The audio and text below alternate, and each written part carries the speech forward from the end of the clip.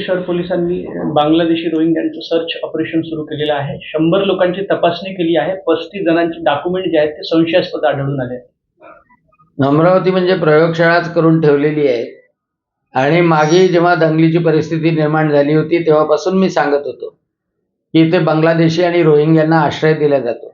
अनेक वेळा सीपींशी या संदर्भात चर्चाही केली, परंतु ते बांगलादेशी की पश्चिम बंगालचे नागरिक याच्याबद्दल जो संभ्रम होता, परंतु भारतीय जनता पक्षाचे नेते किरीट सोमय्या यांनी जेव्हा जन्मतारखेचं दाखल्याचं कान बाहेर काढलं तेव्हापासून सगळेजण जागृत झाले.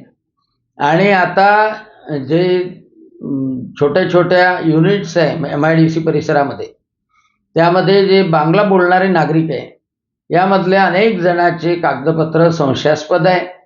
ते बांगलादेशामधून आलेले आहे.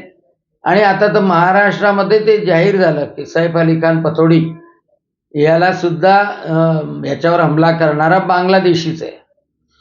आणि त्यामुळं या बांगलादेशीवर कारवाई करणं, यांचं देश निकाला करणं हे काम महाराष्ट्राचे तडफदार गृहमंत्री देवेंद्रजी फडणवीस असल्यामुळं शक्य होत आहे.